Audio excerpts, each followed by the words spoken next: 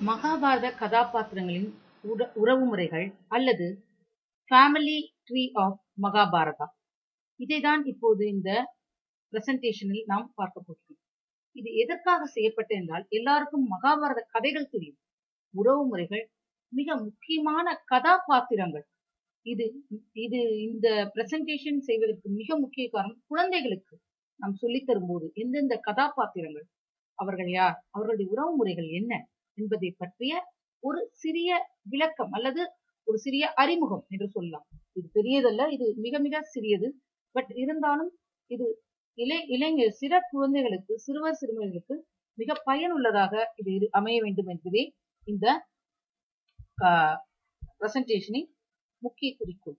நம் சந்திர வம்சத்திலிருந்து சொல்வோம். சந்திர வம்சம் மகாபாரதத்தில் சந்திர வம்சம் என்று சொல்வார்கள். சூரிய வம்சத்தை ரகுகுலம், ராமர் வந்தது என்று சொல்வார்கள். மகாபாரத கிருஷ்ணர் வழி தோன்றெல்லாம் சந்திர வம்சம் என்று சொல்வார்கள். சந்திர வம்சம், சந்திரன் யார் என்றால் பிரம்மாவால் படைக்கப்பட்ட தக்ஷனுடைய மாப்பிள்ளை, 27 நட்சத்திரங்களில் மணந்தவன். அந்த சந்திரனின் வெளிவந்தவன் தான் புருவன். இந்த புருவன் யார் எனில், இந்த புருவனுடைய சரித்திரத்தை பார்த்தால், இந்த தக்ஷனுக்கு பேரன், அதாவது இந்த தக்ஷன், இந்த சந்திரன் வந்து மனு என்று சொல்வார்கள். மனிதர்கள் சொன்ன மனு என்று சொல்வார்கள். அந்த மனுவின் பெண் இலா என்று சொல்வார்கள். இந்த இலாவிற்கு ஒரு சாபம் இருந்தது. 1 மாதம் பெண்ணாகவும் 1 மாதம் ஆணாகவும் இருக்கும் சாபம் பெற்றவள். அவள் பெண்ணாக இருந்தபோது பிறந்தவன் உருவன்.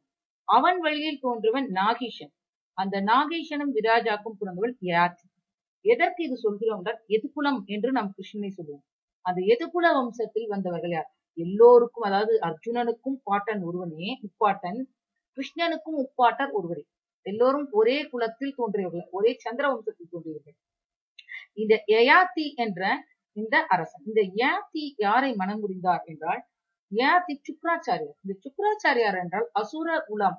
எப்படி பிரகஸ்பதி தேவர்களின் குருவோ, அதை போல சுக்ராச்சாரியார் அசுரர்களின் குரு.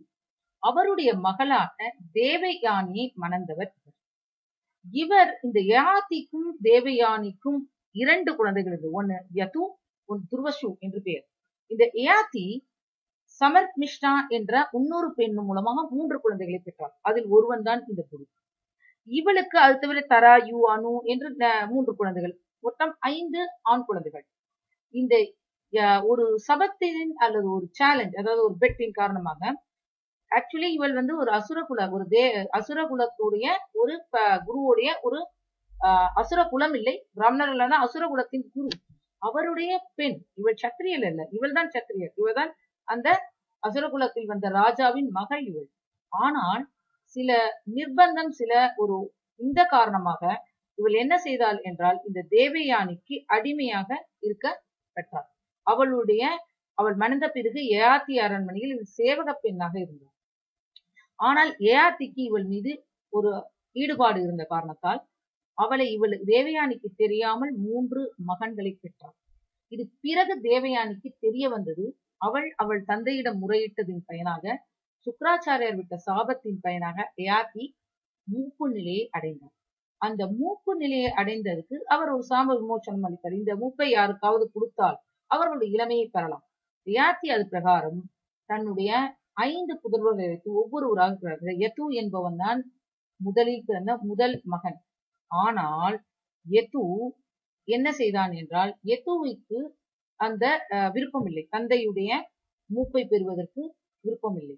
விருப்பம் பெற்று இளமையை கொடுப்பதற்கு, அப்படி கொடுப்பவருக்கே ராஜ்யம் என்று சொன்னார். ஆனால் இந்த குரு அந்த நிபந்தனைக்கு உட்பட்டு தந்தைக்கு தான் விருப்பப்பட்டு தன் இளமையை கொடுத்து தந்தையுடைய முழுமையை பெற்றான். அதனால் அவன் அரசனாகப்பட்டான் என்றான். இந்த யயாதியுடைய கூட பிறந்தவர்கள் இவ்வளவு பேர். யதி, சம்யதி, ஆதி, வீதி, கிருத்தி என்று சகோதரர்கள் நிறைய பேர் இருந்தார்கள்.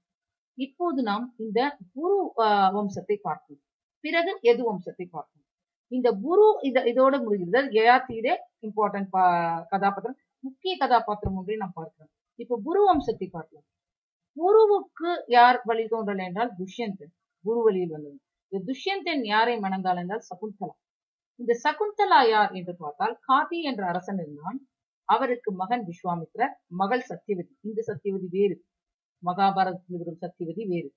இவன் ரிஷிக மகரிஷி என்று பிறந்தால் இவருக்கு மகனாக பிறந்தால் ஜமக்தனி. அது விஸ்வாமித்திரருக்கு ஜமக்தனி விஸ்வாமித்திரருக்கு மாமா மருமகன் முறை ஆடுது. இவர் ரேணுகாதேவியை மறந்து பரசுராமரை பெற்றார். பரசுராமர் மகாபாரதத்தில் எந்த கதாபாத்திரமாக வருகிறார் என்றால் பீஷ்மர், கர்ணன் இவர்களுக்கு குரு ஸ்தானத்தில் வருகிறார். நமக்கு ஆல்ரெடி தெரியும் இவர் ஒரு விஷ்ணு அவதாரத்தில் ஒரு அவதாரம். ராமருடைய மகா ராமாயணத்திலும் இந்த கதாபாத்திரம் வரும், இந்த பரசுராமர் கதாபாத்திரம் வரும். இந்த விஸ்வாமித்திரர் தவம் செய்த போது அதை கலைக்க வந்த ஒரு அப்சரஸ், தேவலோக அப்சரஸ் யார் என்றால் மேனகா, இந்திரனால் அனுபவிக்கப்பட்டது. அவளும் விஸ்வாமித்திரனுக்கு பிறந்த மகளே சகுந்தலை. இந்த சகுந்தலையே துஷ்யந்தனை மணந்தார். இதுதான் கதை. இந்த சகுந்தலை, இந்த துஷ்யந்தன் சகுந்தலை இவர்களுடைய மகனே பரதன். இந்த பரதனுக்கு 3 மனைவிகள் என்றும் 9 குழந்தைகள் என்றும், யாரும் அரசாட்சிக்கு தகுதி இல்லாதவர்கள் என்றும், பிறகு அக்னியில் குழந்தை வந்து என்று ஒரு தனி கதை உள்ளது, அது வேறு. இந்த பரதனுடைய குலத்தில் வந்தவனே இந்த குரு. அதனால் நாம் டிவி சீரியலிலும் அல்லது வேறு எங்கேயாவது சினிமாவுக்கு எல்லாம் பார்த்தால் குருவம்சம் என்று பீஷ்மர் சொல்வது நமக்கு தெரியும். அதாவது குருவம்சம் என்று சந்தனுடைய வடிவு வந்தது, குரு வம்சமே வந்தது. அவருக்கு மகனாக வந்த இந்த குருக்கு மகனாக வந்தவன் தான் யார்? சந்தனு. இப்போது நமக்கு இந்த சந்தனுவில் இருந்துதான் மகாபாரதம் நமக்கு மோஸ்ட் எல்லா சீரியலும் மற்றும் எல்லா இடத்திலும் இந்த சந்தனுடைய கதாபாத்திரம் தான் இதுதான் தொடக்கமாகும் எல்லாருக்கும். இந்த சந்தனு யார் என்று கேட்கும். இந்த சந்தனு யார் என்றால் இவன் நாம் அஸ்தினாபுரத்தின் ராஜா என்று தெரியும். முதலில் இங்க பார்ப்போம். இந்த சந்தனு என்ன செய்தார்? முதலில் கங்கை நதிக்கரையில் உலாவும் போது கங்கையை பார்த்து கங்கையை மணந்து கொண்டு அவர் அஷ்டவசு என்றால் 8 வசுக்கள், அதாவது தேவர்கள் போல அந்த ஒரு இது. அவர்கள் வசிஷ்டருடைய நந்தினி பசுவை கவர்ந்து சென்றதால் சாபத்துக்கு ஆளானார்கள் என்பது தனிக்கதை, அதெல்லாம் இப்போது வேண்டாம். யார் என்று மட்டும் கதாபாத்திரத்தை மட்டும் பார்ப்போம். இந்த சந்தனு கங்கையை மணந்ததால் பிறந்த மகனே பீஷ்மர். பீஷ்மர் என்றது பின்பு வந்த பெயர், முதலில் வந்த பெயர் தேவவிரதன். இந்த தேவவிரதன் கங்கை ஒரு நிபந்தனை வைத்தால், குழந்தை பிறந்தவுடன் கங்கையில் போட்டு விடுவேன், 7 குழந்தைகளை போட்டால் 8வது குழந்தையை போடும்போது தடுத்த காரணத்தினால் எடுத்துக்கொண்டு வளர்த்து உரிய பருவம் வந்தவுடன் சந்தனுடன் ஒப்படைத்தான் கங்கை. இதுதான் கதை. பீஷ்மர் வந்தார். திருகும் பீஷ்மர் வந்தவுடன் பீஷ்மருக்கு வந்து யுவராஜாவாக பீஷ்மர் வந்தார். சந்தனு இருந்தார். சந்தனு இப்போது யமுனை கரைக்கு செல்கிறார். யமுனையில் உலாவும் போது அவர் பார்த்த படகோட்டி பெண் தான் சத்தியவதி. சத்தியவதியை பார்த்தார். யார் இந்த சத்தியவதி? இந்த சத்தியவதி யார் என்றால் அவளுடைய கதை எடுத்தால் அவள் சேதி நாட்டு அரசனின் மகளாகவும், அவள் ஒரு மீன் வயிற்றில் பிறந்தால் ஒரு மீனவ தலைவன் வளர்த்ததாகவும் அவனை வளர்ப்பு தந்தை என்றும், அவள் என்ன செய்தாள் என்றால் இந்த சத்தியவதி பராசரர், அதாவது இந்த பராசரர் யார் என்று பார்க்கலாம். வசிஷ்டருக்கும் அருந்ததிக்கும் பிறந்த மகனே சக்தி பராசரர். அந்த சக்தி பராசருக்கும் அப்துசாந்தியுடைய இன்விசிபிள் உமன் என்று சொல்வார்கள் பிறந்த மகனே பராசரர். இந்த பராசரர் ஒரு தடவை யமுனை ஆற்றில் சத்தியவதி படகோட்டும் போது செல்லும் போது ஒரு புண்ணிய காலம் வந்ததால், இருட்டு சூழ்நிலையில் வந்ததால் சத்தியவதி இந்த புண்ணிய காலத்தில் ஒரு மகன் உதித்தால் அவன் மிக ஞானம் மிக்கவனாக இருப்பான் என்று கூறிய காரணத்தால் பராசரரும் சத்தியவதியும் தோன்றிய மகனே கிருஷ்ண துவைபாணர். அவரை நாம் எளிதாக எப்படி தெரிந்தால் நமக்கு தெரிந்த பெயர் வியாசர். வியாசர் என்பது ஒரு பட்ட பெயர், வேதங்களை பிரிப்பவர் என்று கொண்ட ஒரு டெசிக்னேஷன் அவருக்கு. ஆக்சுவலி அவருடைய பெயர் இதுதான். கிருஷ்ணா என்றால் கருப்பு, அது கிருஷ்ணபட்சம், அதாவது பௌர்ணமியிலிருந்து அமாவாசை வரும் தேய்பிரை காலங்கள். துவைபன் தீவில் பிறந்தது, அது யமுனை சுற்றி நதி தீரத்தில் நீர்களால் சூழப்பட்டவர் பிறந்தவர் வியாசர்.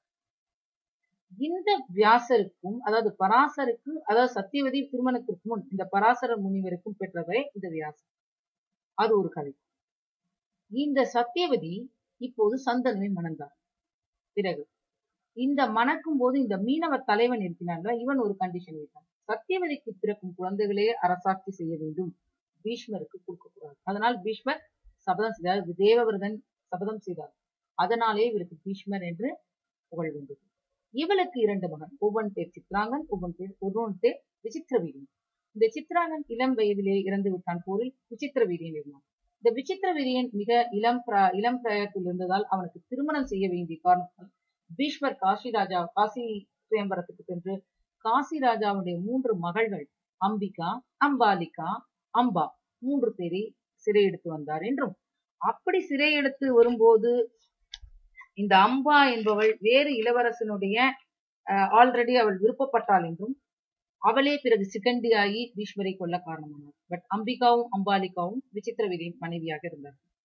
ஆனால் விசித்திரவீரியன் நோய்வாய்ப்பட்டு இறந்த நிலைமையிலே வாரிசு இல்லாமல், அதனால் சத்தியவதி மிக வேதனைப்பட்டார். பீஷ்மரோ பிரம்மச்சரிய விரதத்தை மேற்கொண்டார்.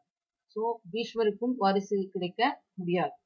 இப்போது என்ன செய்வது என்று யோசித்த சத்தியவதி வியாசரை அழைத்து புத்திரபாகியம் வரும்படி அம்பாலிகாக்கும் வேண்டிய பிறனால் அம்பிகாக்கும் வியாசருக்கும் பிறந்ததே இந்த திருதராஷ்டிரனால் கண் பார்வை இல்லை, பிறவியில். இந்த அம்பாலிகாக்கும் இந்த வியாசருக்கும் பிறந்ததே இந்த பாண்டு, வெளுத்த நிறத்தில் பிறந்தனால் கதைகள் உண்டு. அம்பிகா மிக பயந்ததால் வியாசரை பார்த்து கண்களை மூடிக்கொண்டதால் திருதராஷ்டிரன் கண் இல்லாமல் பிறந்ததாகவும், பயந்ததால் பாண்டு வெளுத்த நிறத்தில் பிறந்ததாகவும் கதை உண்டு. பிறகு திருப்பியும் கண் இல்லாத காரணத்தினால் அம்பிகாவை திருப்பியும் சத்தியவதி வியாசரிடம் அனுப்பினாள். அப்போது அவள் தனக்கு பதிலாக தன் வேலைக்காரி அனுப்பினாள். அவள் மிக சந்தோஷமாக அவள் இணைந்ததால் அவளுக்கு பிறந்தவனே வித்வன், அவன் தர்ம தேவதையின் உருவம் என்று சொல்வார்கள். மிக அதனால்தான் சகோதரன் முறைக்கு வருவான் திருதராஷ்டிரனுக்கு, சகோதரனுக்கு வருவான். திருதராஷ்டிரன், இந்த பாண்டு அண்ட் வித்துரன் எல்லோரும் வேறு வேறு அம்மாக்கள் இருந்தாலும் ஒரே வியாசர் வழி வந்தவர்கள் என்றால் இவர்கள் சகோதரர்கள் ஆனார்கள். இவனே முதலமைச்சராக இருப்பான் அஸ்தினாபுரம். இந்த திருதராஷ்டிரன் மணந்தது காந்தார தேசத்து இளவரசி காந்தாரி. அவர்களுக்கு பிறந்தவர்களே இந்த கௌரவர்கள். இந்த பாண்டுக்கு 2 மனைவிகள், ஒன்று குந்தி, ஒன்று மாத்துரி. இந்த குந்தி யாரெனில் கிருஷ்ணனுடைய அத்தை என்று வரும், அது பிறகு பார்க்கலாம். இவர்கள் இருவருக்கும் பிறந்த குழந்தைகளே யாரெனில் பஞ்ச பாண்டவர்கள், நாம் சொல்லும் 5 பேர் என்று சொல்லுவோம். இந்த பாண்டு யார் என்று பார்க்கணும். இந்த பாண்டு யார் என்று பார்ப்பவர்கள் இங்கு பார்க்கணும். இந்த வியாசர் ஒரு முறை வேள்விக்காக விறகு கட்டையை தேய்க்கும் போது ஒரு கிளி அமர்ந்திருந்தது. கிளி யார்? கிருத்வி என்ற ஒரு ஒரு அப்சரஸ் இல்லை, இது ஒரு தேவலோகத்து ஒரு பெண், ஒரு கந்தர்வி என்று வைத்துக் கொள்ளலாம். அவள் வேறு உருவத்தில் இருந்தாள். அந்த அழகை மயங்கி பார்த்தது மூலமாக பிறந்த குழந்தை சுகபிரம்மசி என்று சொல்வார்கள். இந்த சுகர் தான் பின்றாலு பாகவதம் சொன்னோம் இந்த பரிசுக்கு, அது முதல்ல ஒரு கதை வரும், அது பின்று பார்ப்போம். சோ இவருக்கு அப்புறம் ஒன்று கிடையாது. வைணவ சம்பிரதாயத்தின் பிரகாரம், நாட் வைணவம், வைஷ்ணவ சம்பிரதாயத்தின் பிரகாரம் வசிஷ்டர், சக்தி பராசரர், வியாசர், சுகபிரம்மர்ஷி, கோவிந்த பகவத்பாதர், சங்கரர் என்று சொல்லுவாங்க. அதாவது ஆதிசங்கருடைய குரு கோவிந்த் பகவத்பாதர் என்று இப்படிதான் குரு பரம்பரையை சொல்வார்கள். இது போல பரம்பரையில் வந்தவர் தான் இந்த சுகபிரம்மர்ஷி. அதற்காக தான் இவருடைய முகம் கிளி போல இருக்கும் என்று சொல்வார்கள். இப்போது பாண்டுவை பற்றி பார்க்கணும். இந்த பாண்டு குந்தியை மணந்தார் அண்ட் மாத்துரி. பாண்டுவுக்கு ஒரு சாபம் உண்டது. இந்த மாத்துருடைய அண்ணன் தான் சல்லியன். இவன் தான் கர்ணனுக்கு தேர்வோட்டியாக இருந்தான், அதாவது இந்த சகுலன் மகாதேவனின் மாமன்.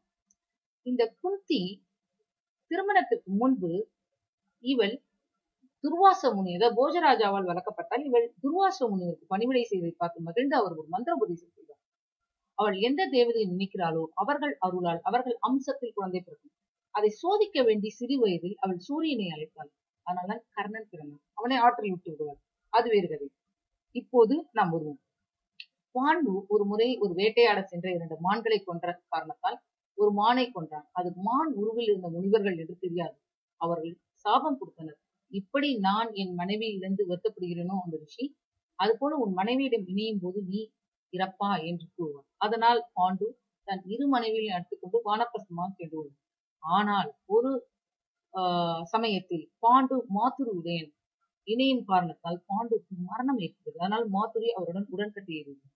ஆனால் உடன்கட்டை ஏறும் முன்பு குந்தி அவர்களுக்கு வாரிசு இல்லை. அதனால் குந்தி தனக்கு மந்திரம் தெரியும் என்றும் அந்த மந்திர பிரயோகம் செய்து யமன், அதாவது தர்மனை அழைத்து பிறந்தவனே தர்மன், வாயுவை நினைத்து அழைத்ததால் பீமன், இந்திரனை அழைத்ததால் அர்ச்சுனன். அதே மாத்துரி அஸ்வினி தேவர்கள், அதாவது தேவர்களுடைய மருத்துவர்கள், அவர்களை நினைத்து அவள் மந்திரம் ஜெபித்ததால் உண்டானவர்களே நகுலன், சகாதேவன். பிறகு அவள் பாண்டுவுடன் அவளும் உயிர் மாற்றதால் குந்தியே இந்த 5 புதல்வர்களையும் வளர்த்தார். அதே பஞ்ச பாண்டவர். இந்த அர்ஜுனன் யாரை மணந்தாள் என்ற சுபத்ரை. இந்த சுபத்ரை பின்பு இவளுடைய கருத்தை கூறுவோம். இந்த குந்தி அத்தை, அதாவது அத்தை பெண், அதுதான் கதை. இது குந்தி அத்தை, அதாவது கிருஷ்ணனுக்கு அத்தை. சோ அத்தையுடைய மகன் இவன், நாட் அத்தை பெண், மாமனுடைய மகள் சுபத்ரை. அது சுபத்ரை வசுதேவருடைய மகள், ரோகிணிக்கு பிறந்தவள். சோ இந்த அர்ஜுனனுக்கும் சுபத்ரைக்கும் பிறந்தவனே அபிமன்யு. அவன் உத்திரையை மணக்கிறான். அவர்களுடைய மகனை பரீட்சித். அந்த பரிஷத்துக்கும் இராவதிக்கும் இருக்குமே ஜனமேஜயம். இதுதான் மகாபாரதத்தில் வரும் முக்கிய கதாபாத்திர வம்சாவளிகள், ஃபேமிலி ட்ரீ. இந்த பரிஷித் மிக பிரபல்யம். சுகபிரம்மரிஷி பாகவதம் சொல்ல கேட்டு சப்தகமான் 7 நாட்கள் சொல்லி அதனால் மோட்சத்தை அடைந்தவர் என்று உண்டு. பிறகு நாம் இந்த குந்தியார், இந்த சுபத்ரையார் இவர்களுடைய உறவு முறைகள் என்ன என்று பார்ப்போம். இப்போது நாம் இந்த யதுகேஸ்வருக்கு செல்வோம். இந்த சந்தனு யது. சோ இப்போது திரும்பியும் ஒரு கிளான்ஸ் செய்கிறேன். யார் எங்கே வந்தார்கள் என்று நாம் பார்ப்போம். அது பிரகாரம் செய்தால் குரு எந்த வம்சத்தை பார்ப்போம்? சந்திர வம்சம். சந்திரன் குருவன். யயாதியுடைய ஒரு மகன் குரு. இந்த குருவுடைய வம்சத்தில் வந்தவனே இந்த துஷ்யன். அவனுடைய மகன் பரதன், மிக பிரபலம் பரதகண்டம். குருவுடைய மகன் சந்தனு. இது ஒரு கதை. இந்த யத்துவோட வம்சத்தில் போதால் இதுதான் வாசுதேவர், கிருஷ்ணன் வந்தது கதை. சோ இந்த வாசுதேவர் எல்லோரும் ஒரே முப்பாட்டனாருக்கு வந்தவர்கள். இதே இப்போது நாம் பார்த்தது வெறும் குருவுடைய பரம்பரைகள். குருவுடைய பரம்பரையில் வந்த அர்ஜுனன், சந்தனு இவர்களையே நாம் பார்த்தோம். இவர்கள் தான் எல்லோரும் ஒரே வழித்தோன்றல்கள் தான். ஆனால் இப்படி இந்த குரு சந்திர வம்சத்தில் இரண்டாக கிளை பிரிகிறது. இந்த தேவயானியுடைய மகன், இவன் ஷர்மிஷாவுடைய மகன். இப்படிதான் கதை செல்கிறது. இதுவே நாம் இப்போது குரு வம்சத்தோடு இது முடிப்போம். குரு வம்சத்தில் இருந்து முடிப்போம். யது வம்சத்தை அடுத்த நாம் பார்ப்போம்.